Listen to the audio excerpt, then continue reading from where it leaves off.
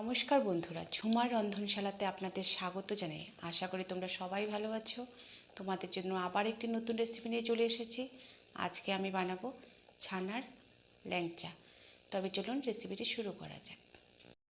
ছানার ল্যাংচা বানানোর জন্য আমি এখানে 1 লিটার দুধ নিয়ে নিয়েছি আর গ্যাসের ফ্লেমটাকে হাইতে রেখে দুধটাকে ফুটিয়ে ছানাটাকে তৈরি করে নেব।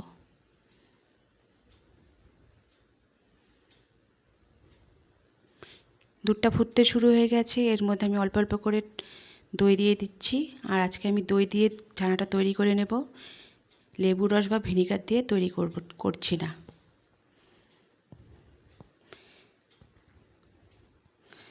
ছানাটা তৈরি করার জন্য আমার 200 গ্রাম টক দই লেগেছে। ছানাটা আমার তৈরি হয়ে গেছে। এখন আমি ছানাটাকে একটা সুতির কাপড়ের মধ্যে ঢেলে ছেঁকে দেব। আমি শিরাটা তৈরি করে নেব। আমি কড়াইতে 1.5 গ্লাস জল দিয়ে দিচ্ছি।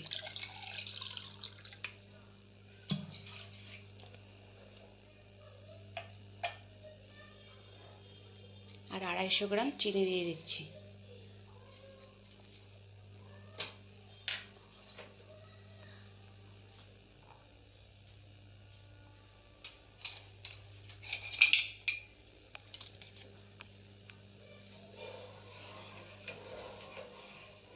চিনিটাকে ফুটিয়ে শিরা তৈরি করে নেব।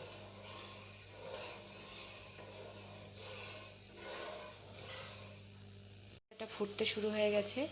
এবার এর মধ্যে আমি দিয়ে দিচ্ছি 2-3টে গোটা এলাচ চিড়ে দিয়েছি। আমি এটা এলাচ দিলে ভালো একটা ফ্লেভার আসবে। এভাবে বেশ কিছুক্ষণ ফুটিয়ে ঘন করে নেব।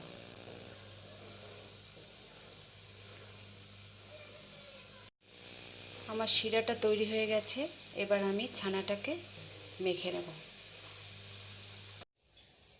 আমি এখানে একটা থালার মধ্যে ছানাটাকে নিয়ে নিয়েছি। এবার আমি ছানাটাকে মেখে নেব।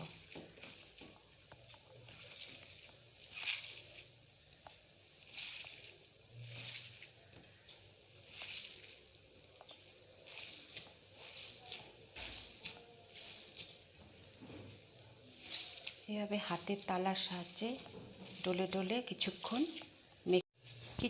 ছানাটা মাখার পর দেখুন কতটা নরম হয়ে গেছে। এবার এর মধ্যে আমি দিয়ে দিচ্ছি 1/4 টিস্পুন বেকিং পাউডার সোডা।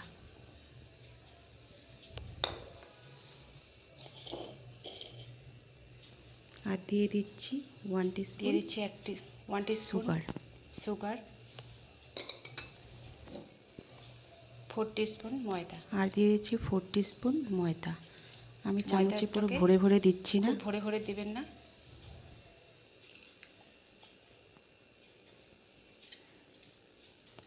এবার ছানার সাথে ভালো করে আমি সবগুলো জিনিস মেখে নেব। দেখুন আমার ছানাটা মাখা হয়ে গেছে, থালায় লেগে যাচ্ছে না। এখন আমি এই ছানার ছোট ছোট লেচি কেটে ল্যাংচার আকার দিয়ে দেব।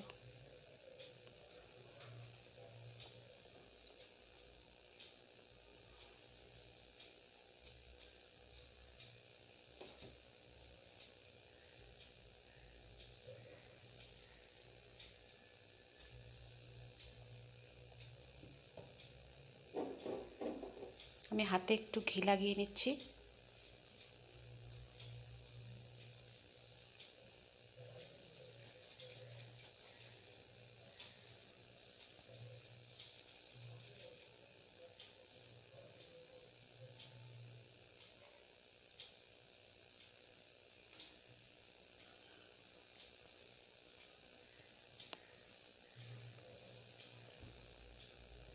এভাবেই আমি বাকি সবকটা ল্যাংচা বানিয়ে নেব। প্যান বসিয়ে দিয়েছি। এবার এর মধ্যে তেল দিয়ে দেব। তেলটা একটু বেশি করেই দেব, কারণ কম আছে আমি ডুবো তেলে ভেজে নেব ল্যাংচাগুলো।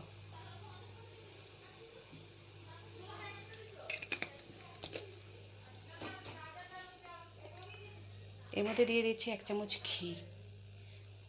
আমি এখানে রিফাইন তেলে ভাজছি, আপনারা চাইলে ল্যাংচাগুলো ঘিয়েও ভাজতে পারেন।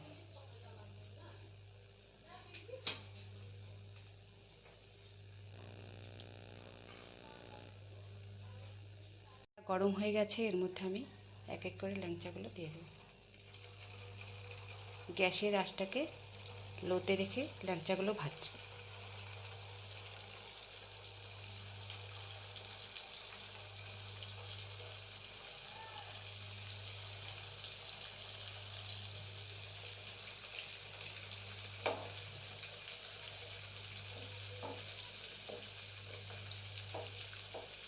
আমার ল্যাংচাগুলো ভাজা হয়ে গেছে, এবার আমি এগুলোকে শিরের মধ্যে ডুবিয়ে দেবো।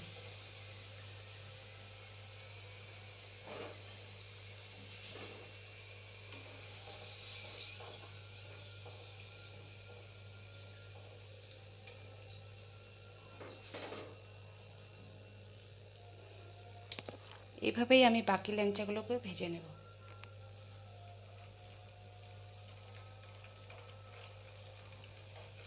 দেখুন কত অল্প সময়ের মধ্যে তৈরি হয়ে গেছে আমার ল্যাংচা।